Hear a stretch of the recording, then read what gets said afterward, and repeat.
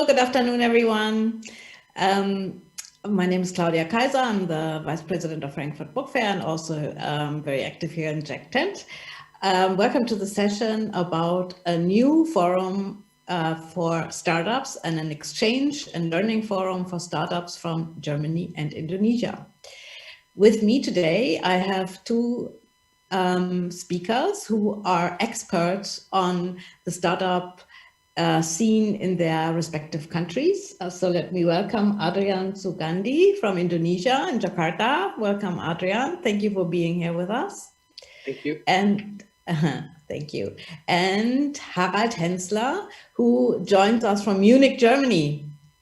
Thank you, Harald, for being here with us early in the morning. No, not so early. I would like you to say a few words about yourselves, because I think you will be much better in introducing yourselves than I am. Please, Adrian, do you want to start? Sure. Hi, everyone. Well, it's afternoon, almost evening here in Jakarta. My name is Adrian. I'm a CEO and co-founder of Sonic Boom Indonesia. It's a startup. It's a startup in IoT. Basically, and I've been around. Our startup has been around from 2018. Been working a lot in the startup community. Quite active on just knowing and networking with all these interesting people, and looking forward to have this collaboration. Thank you, Adrian. Harald. Yeah. Hello, everyone. Thank you very much for the possibility to join this meeting. My name is Harald Hensler. I'm coaching startups for many years. I worked in publishing houses where we developed, well, let's see, new ideas, new startups. I developed my own startups too. Sometimes they went well, sometimes they did not. So I'm well known with those fuck up nights where you talk about those things that don't work. We have a program that's called Content Shift in Germany, where we develop startups. We did do this for the last 10 years. And Content Shift says, how do we invent ourselves in a new way when we talk about content? Because content is moving from just printed content to digital content, and that's the main topic I'm very interested in, and how to have the right business models, how to think about the customers and their needs. And on my job, I'm teaching digital strategies as a professor at the International University in Munich. Wow, yeah, so that is quite impressive. What do you do in terms of digital strategies and also teaching and being very international about this? Adrian, can you tell us a little bit about the startup scene in Indonesia? Yes, startup scene is very growing right now in Indonesia. Of course, this year was not as good as they would like to. The growth is kind of halted a little bit due to the pandemic, as we all know. But then it's picking up. It's going stronger now. The funding rounds are getting active. I think the whole scene in Indonesia now, it's somehow manageable. So I think if we try to slowly getting back to normal, but not 100% normal, but it's more like a mixed hybrid half. But I think most of us get used to it, and kind of get the niche of how to manage and navigate the whole pandemic, and people are start getting a bit more aggressive now. And market is getting better a little bit. We're seeing growth slowly, even though it's not yet. We are not back yet as was before, but then it's showing a good sign. Mm-hmm. And in Germany, What is the startup scene looking like there, Harald?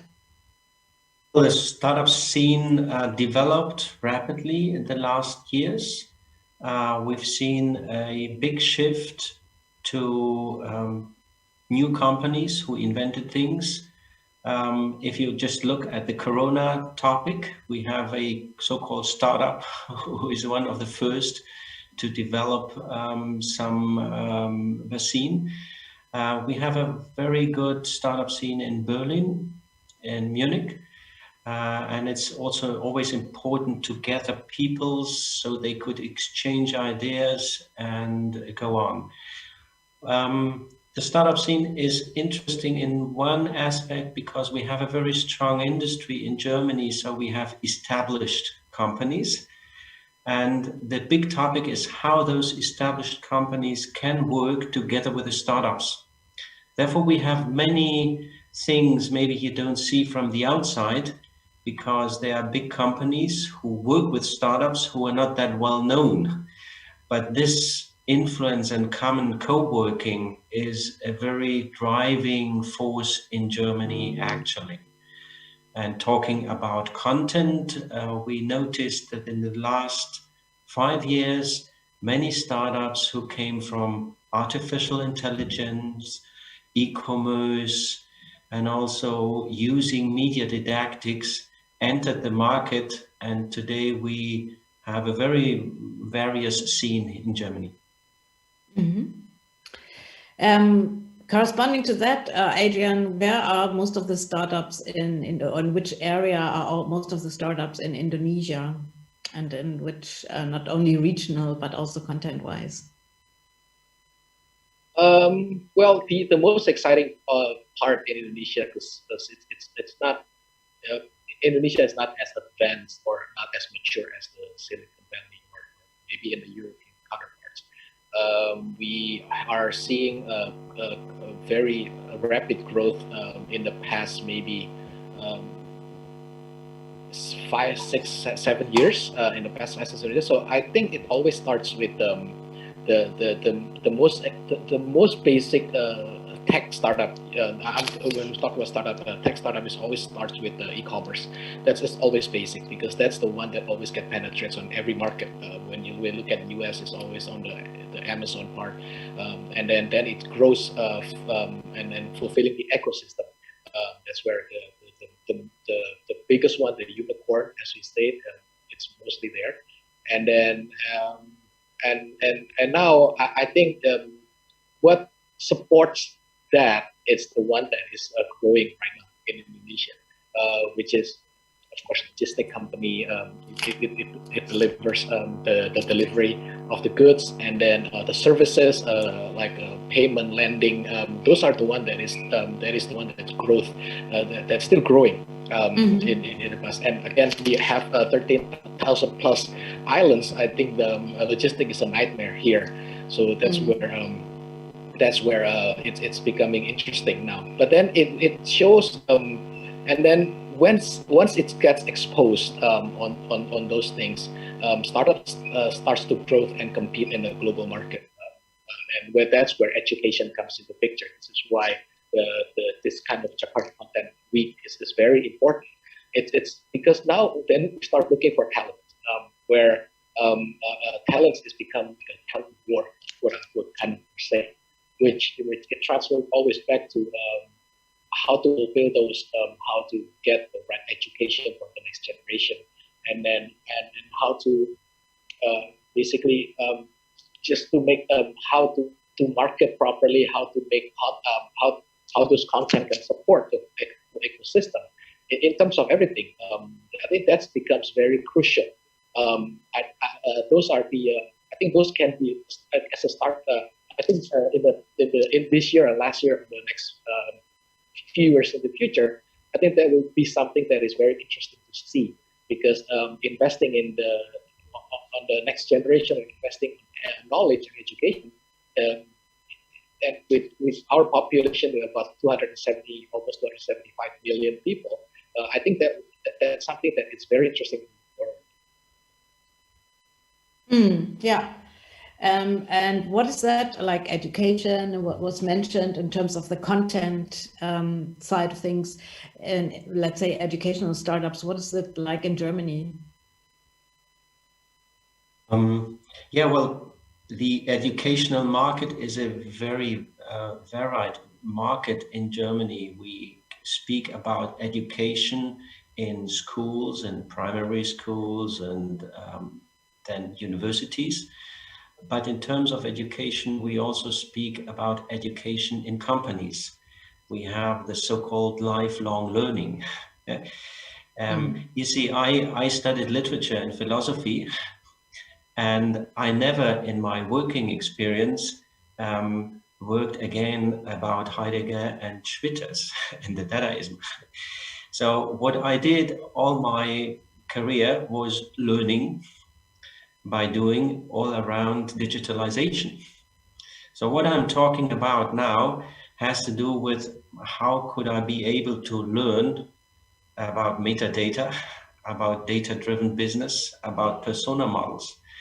And this is a big topic in companies in Germany. So education has to do with business to business in companies, has to do with the education at the universities and at the schools. And especially now, for example, we have in Germany, it's called Digital Pact. It's how can pupils in schools and universities learn by digital media. And we still have many things to do because we still study by books, but the actual life is learning on what's going on TikTok, on YouTube, yeah, and things like that. So there's a very interesting aspect that the pupils learn watching YouTube videos, and the teachers still give them books.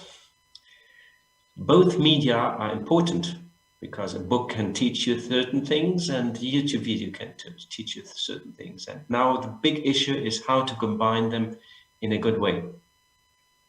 Yeah. I suppose that is also something you can relate to in Indonesia, no? The competition and existence side by side of digital media and books. Adrian? Right. Yeah. I think that's very relatable in here also.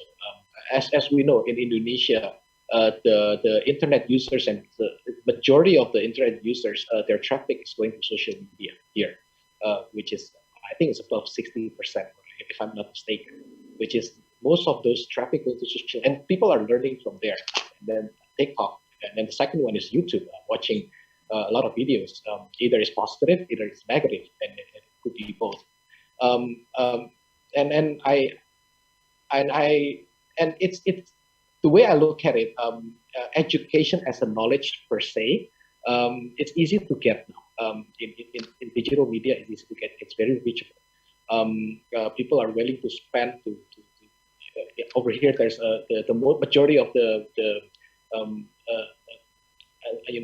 data package. It always comes in prepaid, and people are willing to pay to make sure that they are still on the social media and on their YouTube platform to watch or to consume the media, which I think knowledge can be delivered through that easily. But how to set up that knowledge properly, I think that's the whole idea. And the creativity is the one that needs to be addressed, which is the content. It's not just knowledge, I guess. In the school-wise, I agree with Harold, which is delivering it from books, not from digital media, which is, it's very fast at getting outdated because you can see a new feed on TikTok every minute, and then it's new every time. It's new, and books you need years to print, or maybe to get it published, to get it written, to get it copywritten properly, published, deliver it logistic wise, which is on the digital media. You can upload it, and the next minute it's available worldwide, which what the millennials and the Generation Z now are consuming, which that it's something that knowledge, it's very easy to consume and they can get it right away. But then the creative part is the one that I think, I believe needs to be emphasized on when we are when we are teaching them. Also the lifelong learning. I agree. The data shows millennials and Gen Z, which is they want when they work, they're not looking only for like benefit and money wise only, but they're looking for values which they can enrich their lives, that's learning. So whoever that can deliver that content in a company wins. I guess wins the talent war. That's the way I look at it. Yeah, thank you for that. I want to also talk a little bit about the coaching systems or the coaching forums that exist for startups in the different countries. But before that, I also want to ask you, you mentioned, Harald, the Corona, that something was done. I think you probably mean the Corona app that was developed in Germany, and that was by a startup that was that wasn't so well known. Maybe you could tell us a little bit about that as well, and how the Corona situation affected the growth of startups in Germany. Well, the Corona is one of the big topics that shows, for one, how digital a country is and how we can use digitalization in achieving solutions for the problems we have. So it's very important to think about the Corona app, how many people are reached, how many they register, and how it can help to prevent the disease develops too rapidly. Here we see that it's not that easy within a country that everyone accepts it. We also see in terms of Corona the topic of fake news and of misleading news. I think what Adrian also said is to create value and to trust in certain informations is a big issue in Germany. And startups are ready to help in developing it. We had, for example, a big competition in March where many companies and startups offered by crowdsourcing and crowdfunding solutions on how to work with the pandemic.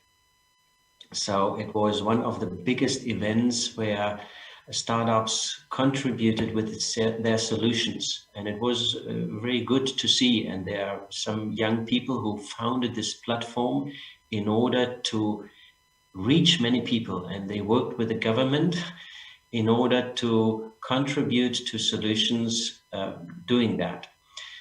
And at the same time, we have to, as I said, cope with the fake news. We have to cope with trusting news, which also have a reason in the new social media, in the digital media, because we noticed that in Germany also we have these filter bubbles. People live within, they feel accepted, they feel that they think the right just because they are within the filter bubble.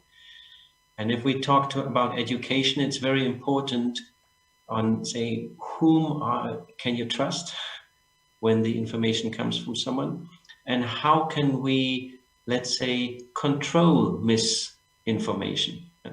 So I think we have big possibilities with digital media, and at the same time these digital media brought us some difficulties we didn't see before. Yeah, I guess that is also very similar in Indonesia, no? Oh yeah, disinformation, we call it hoax. I think that is there's a data shows that misinformation or something sensational is getting spread 6 times faster than the real one. I mean the real news, basically. So we have to fight 6 times harder for that. So but I think that's pretty hard to put a system there. It's a real challenge, and it's a real issue to have that. Manually, yes, you can, but then when messages comes in millions every second, we need a system to do that. Which if it comes in one language, it's easy, English or Indonesia. But then us here, we are dealing with thousands of dialects and languages on every different islands. I mean, just to implement on just in Jakarta itself, the Jakarta and the surrounding areas, they have a few different, 3 different languages already. Mostly in the Indonesian dialects, the Jakarta, and then there's Betawi, and then there's Sunda, there's 3. And then to have to differentiate that, to filter that properly, and to have that system implemented just for those, it's tough already. And imagine putting it nationwide as the 13,000 language dialects. It's a war that we are facing, and it's tough. But we have to do it. It's something that has to be done. It's destructive, basically. So there's a lot to be done, and there's a lot of work that can be done by new startups, a lot of new projects, I suppose, in Indonesia that can be tackled.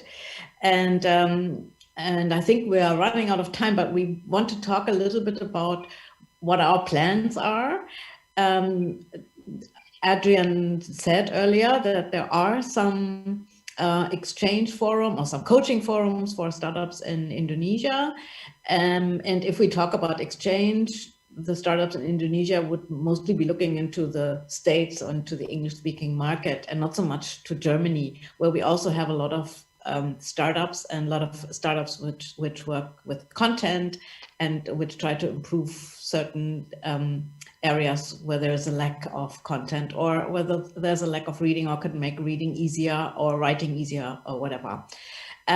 So what we want to do, we want to create a new platform that will bring into startups from Indonesia and from Germany together, so they get to know more about each other, and might also find some more ways to collaborate on certain projects where Germany might be in a position of strength, where we have already a lot of experience. So Harald, just two words, please, about what we want to do.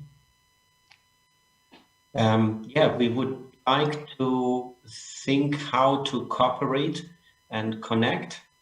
We see that digitalization is a global language. When we talk about artificial intelligence, e-commerce solutions, when we talk about content being distributed via XML or HTML, this is something there's no difference in between Indonesia and Germany.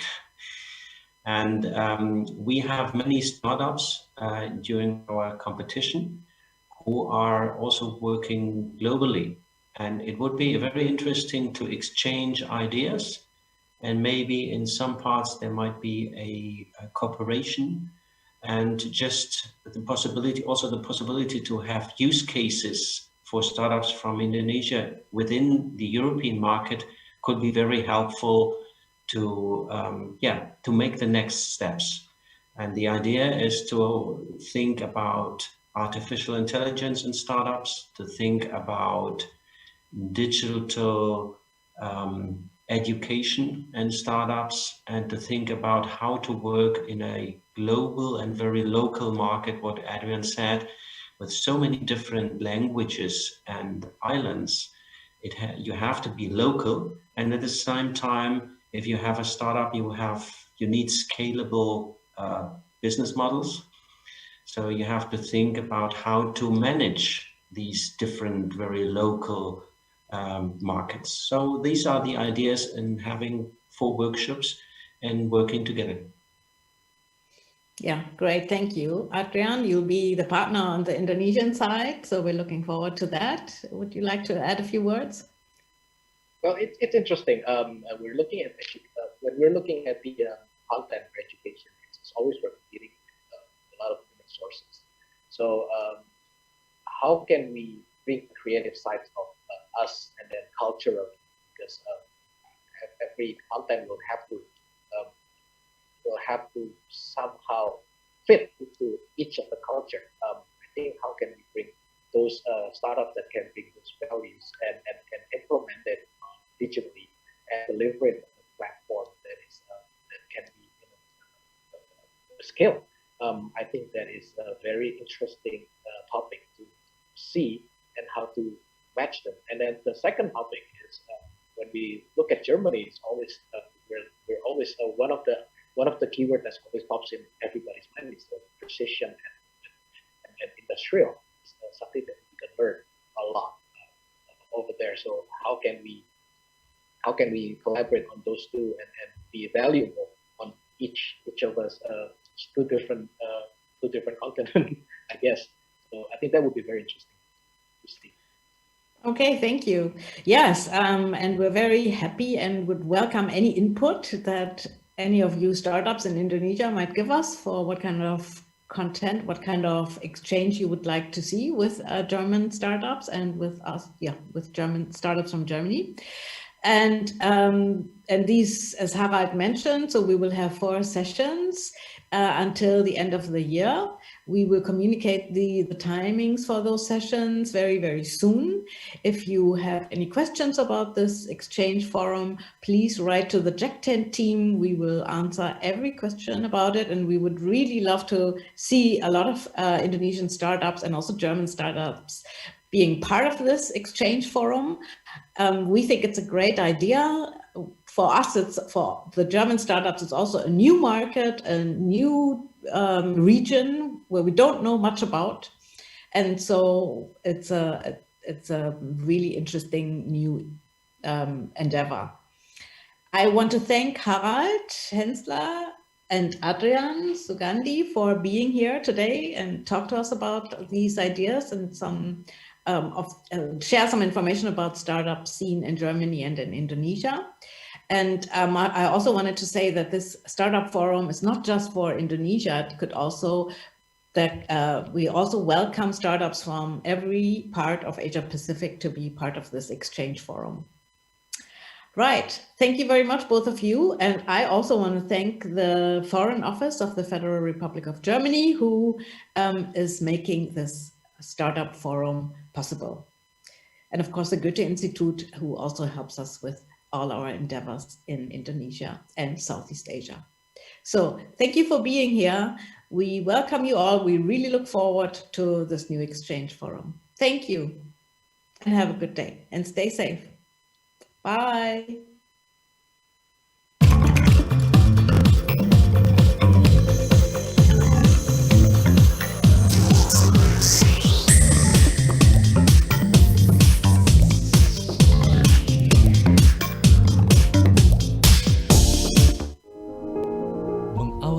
Dengan informasi terkini, menjadi sumber referensi dan inspirasi di setiap aktivitas. Melalui news video portal, segala informasi dapat disajikan cepat, akurat, dan lengkap. Dengan kekuatan teknologi digital, Medcom.id hadir dengan berita pilihan yang dikemas secara menarik. Medcom.id, digitally inspire people. Sudah 15 menit, masih kejebak macet. Tenang. Daripada emosi, 15 menit Anda jadi lebih berharga kalau bersama saya. 15 Minutes, setiap Rabu, jam 6 sore lewat 45 menit. Mediaindonesia.com hadir dengan opini cerdas dan narasumber kredibel, mudah diakses, informasi berkualitas ada di genggaman Anda. Klik di browser Anda www.mediaindonesia.com dan temukan pandangan berbeda, karena fakta bisa sama, sudut pandang boleh beda. Mediaindonesia.com, views and news.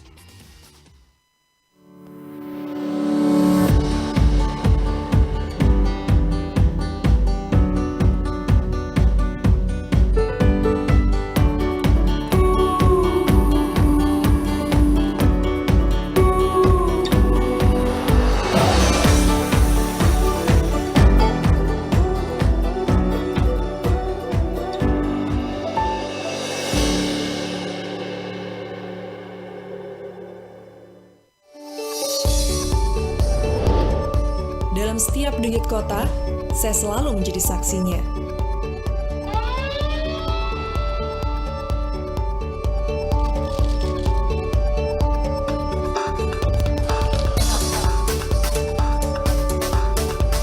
Disiarkan lebih dari 20 televisi jaringan Jawa Pos Group. Jawa Pos TV, paling Indonesia.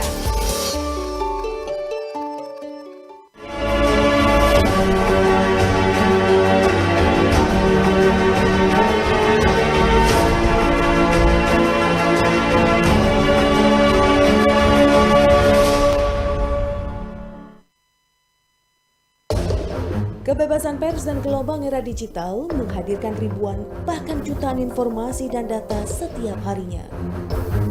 Beragam data dan informasi berserak di berbagai tempat seiring dengan perubahan dunia yang bergerak begitu cepat.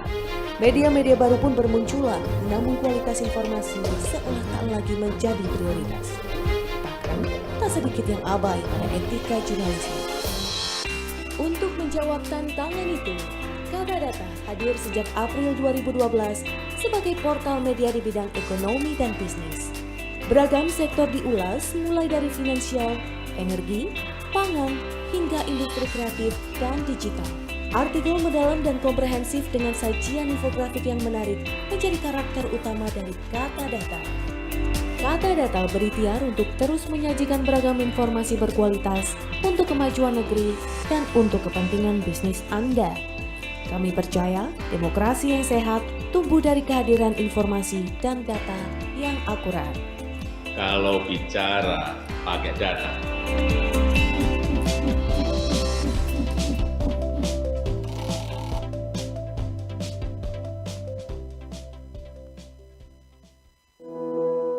Hidup terlalu pendek untuk membiarkan pemikiran-pemikiranmu, ide-idemu terdiam begitu saja. Untuk berubah, kita perlu melangkah. Dan langkah itu lahir dari sebuah inspirasi. Republika, Start Moving.